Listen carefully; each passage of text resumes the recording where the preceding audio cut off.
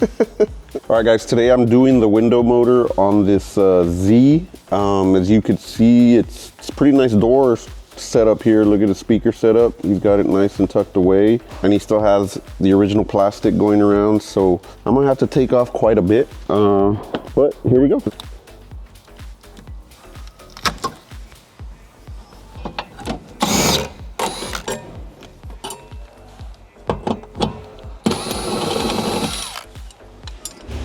Some cut wires there, but I would need to trace where they're cut to.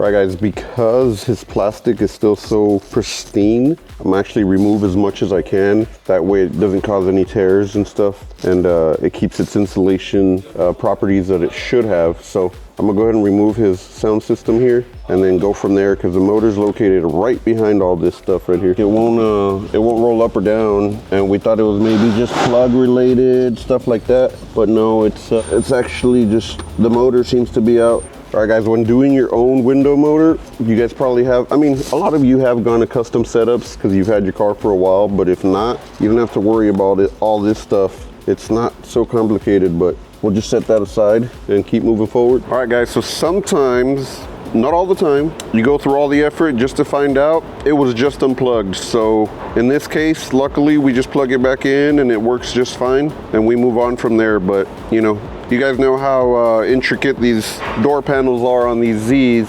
So it was worth the effort, I guess, and now we have a working window again.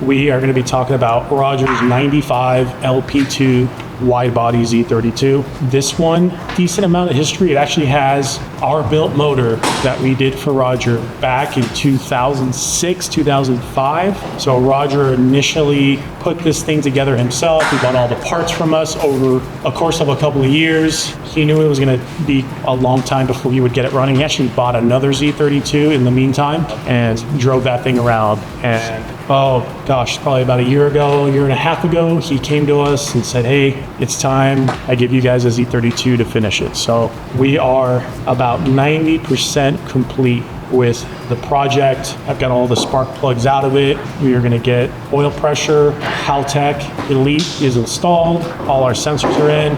Really nothing too crazy, but let's take it back. This is back 2005, 2006. Back then, you know, the bigger turbo as you had was the Disco Potatoes, the JWT Sport 700s. And after that, we were getting people that wanted more power along with us. And we found that Garrett had a T25 30 series turbo. It was a 3071 that was modified to fit into a T25 housing, and also a slightly more compact, I think it was a T04E compressor housing.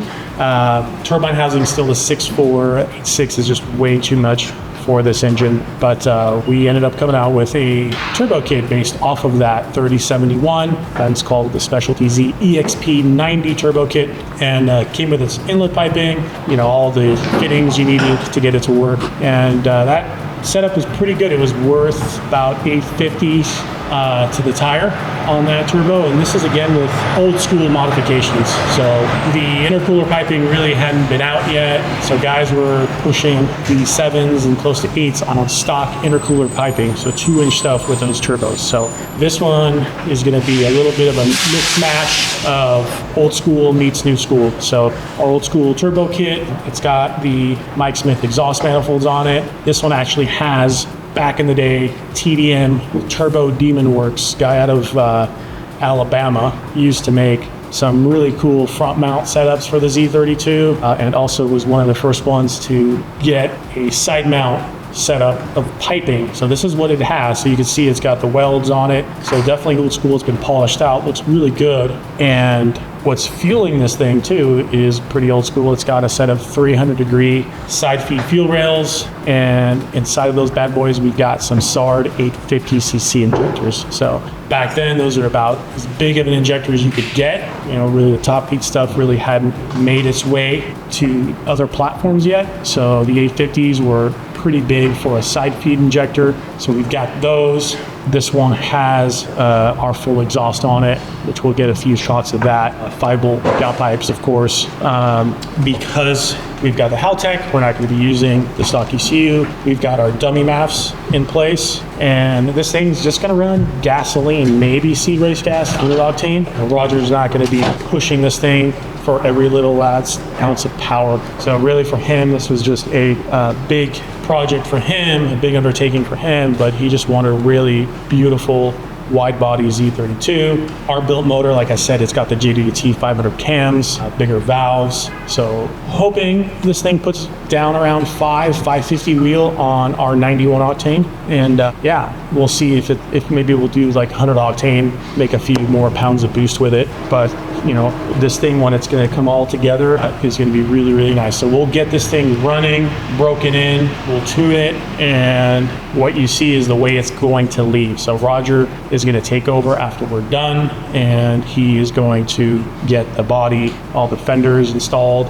Some really, really cool. You can see the fender. It's got the fender braces on there that they don't make anymore, and really cool little setup because it really does help reinforce the chassis on these things. At one point, Roger was prepping for a twin pump setup because back then, you know, on gasoline, stock fuel pump, maybe get 600 wheel out of it. You know, Roger was going to run Q16 at that point, so he was going to need 2 pumps. Now with the Walbros, a little bit more technology out there, we can just run 1 single pump on gasoline. So chances are we're not running 85, we're not going to be stressing out the fuel system. So we've got our Haltech 4-bar map sensor, we've got the little wideband, we've got that stuff nicely mounted against the firewall behind our anti-gravity lithium-ion battery. And this one's got our high 5 clutch, brand new trans, and I'm excited. We're going to get oil pressure hopefully today. We'll crank this thing up, so we'll spray the cylinders with some Marble Mystery Oil, plugs are out, build our oil pressure, put it all back together. We'll wrap up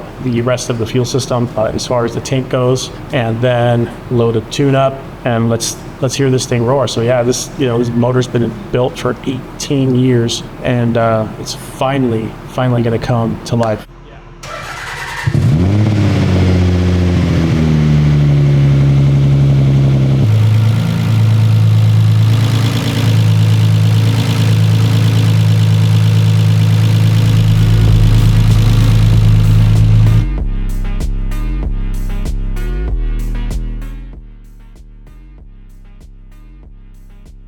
All right, so we got this bad boy fired up. We got our oil pressure. We put the spark plugs all back in. I was getting a little worried there. It was taking quite the effort to get the oil pump to prime. So again, 18 years sitting, and doesn't make it any not as nice, I guess I would say, right? I mean, it's a brand new VG30, one of the early ones that we did when we were starting building motors. But it sounds great. Oil pressure's fantastic. Everything looks great on the Haltech, and now it's just going to be a matter of dialing it all in, tidying up the wiring harness, setting our base fuel pressure, and then we'll do some break-in on the dyno, and we'll change the oil a few times, and then we'll start to make some power pulls. Again, just 91 octane, maybe doing some race gas, but we'll see.